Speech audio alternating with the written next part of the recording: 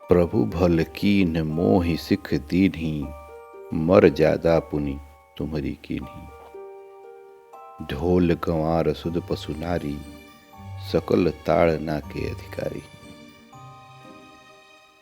अर्थात, हे प्रभु, आपने अच्छा ही किया जो मुझे शिक्षा दी तथा दंड दिया, किंतु मर्यादा, जीवों का स्वभाव भी आपकी ही बनाई हुई है।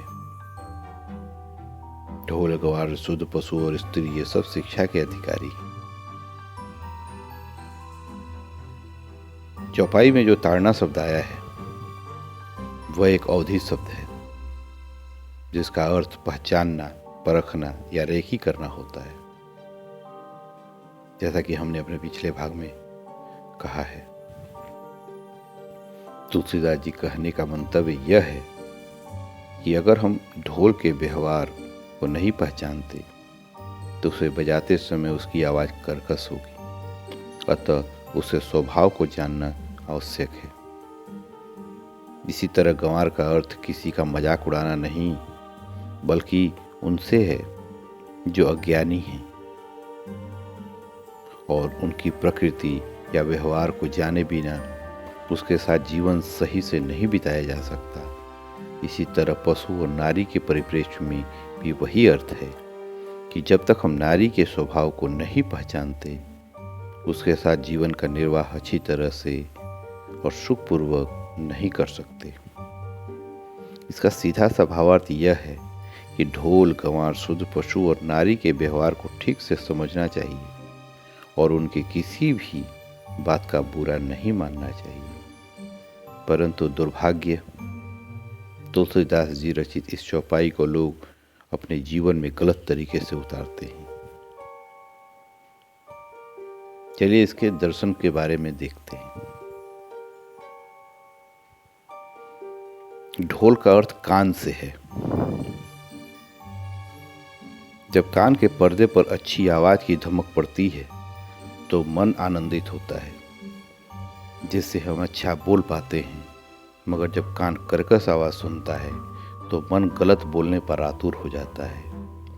उसी प्रकार ढोल अच्छी थाप से सुंदर और गलत थाप से कर्कश आवाज उत्पन्न करता है। उसे साधना से ही सही किया जा सकता है, ना कि साधने से। गंवार का अर्थ आंख से है। आंख हर एक चीज देखती है, चाहे जागृत अवस्था में सजीव दृश्य अथवा निद्रा में स्वप्न। अगर उसे देखने की पूरी आज़ादी दी जाएगी तो वह भगवान राम से लेकर अश्लील से अश्लील दृश्य तक को देख सकती है। अतः उसे समझाना पड़ता है कि तुम्हें क्या देखना चाहिए और क्या नहीं। शूद्र का अर्थ मन से है।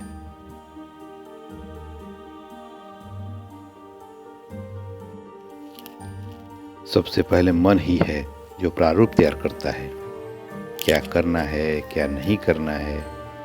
अगर मन को एकाग्र नहीं करेंगे, उसे सही दिशा निर्देश नहीं देंगे तो वह गलत राह पकड़ सकता है और मन की एक गलती से पूरे के पूरे मनुष्य का समूल नाश हो सकता है। यानी शुद्ध समाज के नींव के समान है। पशु का अर्थ शरीर से है। यह पाल कर रखे शरीर को सदा काम में व्यस्त रखें, जिससे वह किसी गलत संगत, रोग और आलस्य का शिकार न हो जाए। नारी का अर्थ जीभ से है। यह सभी तरह का स्वाद चखता है।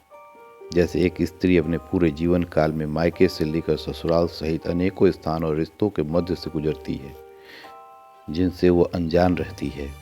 अतः उसके पुरुष को उसे भली भांति समझना होता है, उस रास्ता बताना होता है, नए परिवेश से परिचय कराना होता है।